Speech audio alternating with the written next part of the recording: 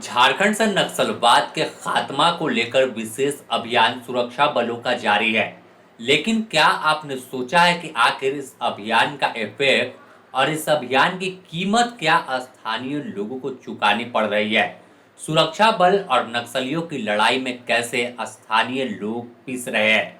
इस खबर में हम बात करेंगे इसी टॉपिक पर कि आखिर कैसे सारंडा के इलाके में जंगल में रहने वाले आदिवासी और वहां के स्थानीय लोगों को कैसे इसकी कीमत चुकानी पड़ रही है।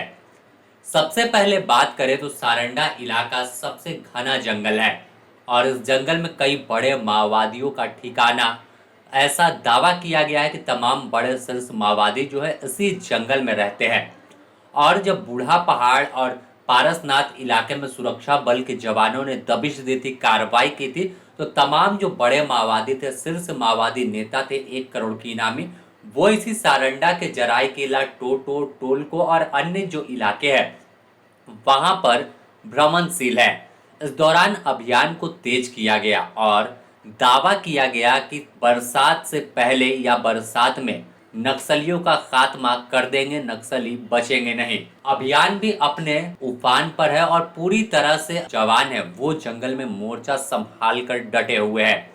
हर दिन नक्सलियों से सामना होता है, लेकिन नक्सलियों और जवानों की इस लड़ाई में अगर स्थानीय लोगों की बात कर ले, जो टोटो इलाके के जंगल में रहते हैं, जो टोलको में रहते हैं, जो जराई किला में रहते हैं, वहाँ जो कई लोग हैं, आदिवासी परिवार है जो जंगल में ही रहता है, उनके अगर साधन बात करें तो जंगल से लकड़ी चुन कर लाते हैं तो अपने घर का चूल्हा जलाते हैं। इसके अलावा मवेशी को चराने भी वह जंगल की ओर जाते हैं। ऐसे में जंगल को देखे तो सुरक्षा बलों की जब कार्रवाई शुरू हुई, जब दबिश जवानों ने बनाना शुरू किया, तो माओवादी जो थे वो पीछे हटते चले गए और जंगल में आईईडी बम जो है वो प्लांट करते गए। जब सुरक्षा बल के जवान जाते हैं तो उनके पास बम डिटेक्टर और मेटल डिटेक्टर समेत कई जो सामान है, जो उपकरण है वो रहता है जिससे इन्हें नुकसान नहीं होता।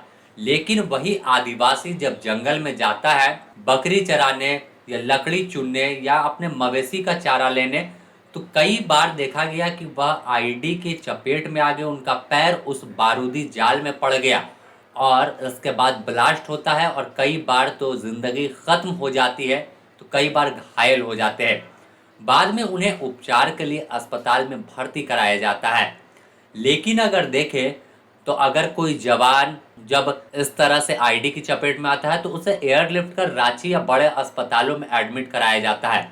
लेकिन जब कोई आदिवासी इस बारूदी जाल में फंसता है तो फिर उनकी कोई सूध नहीं लेता, बल्कि उसी चाईबासा के अस्पताल में भर्ती कराया जाता है या फिर राउरकेला अस्पताल रेफर कर दिया जाता है, क्योंकि वहां से नजदीक पड़ेगा। अब अगर साफ तौर पर देखें तो इस अभियान की सबसे बड़ी कीमत उस इलाके में रहने वाले तमाम आदिवासी चुका रहे हैं।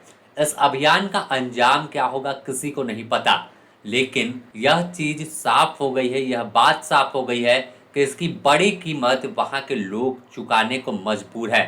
वह कुछ बोल भी नहीं सकते, ना ही सवाल उठा सकते हैं, क्योंकि कई बार देखा जाता है कि बेकसूर लोगों को भी पुलिस पीट देती है नक्सली होने के शक में और बाद में बात सामने आती है कि वह नक्सली नहीं है। तो मान सकते हैं कि इनकी जिंदगी नर्क जैसी हो गई है।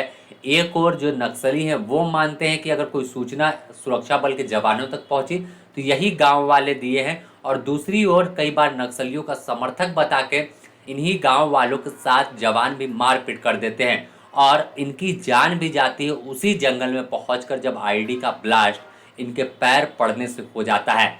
तो देखना होगा कि आखिर इस लड़ाई का अंत क्या होता है और कितनी जो शहादत है जवानों की होगी, कितने माओवादी मारे जाएंगे और इसकी कीमत कितनी जवान, कितने वहां के स्थानीय लोगों को चुकानी पड़ेगी। बने रहे द न्यूज़ पोस्ट के साथ, इससे जुड़ी और भी अपडेट देंगे।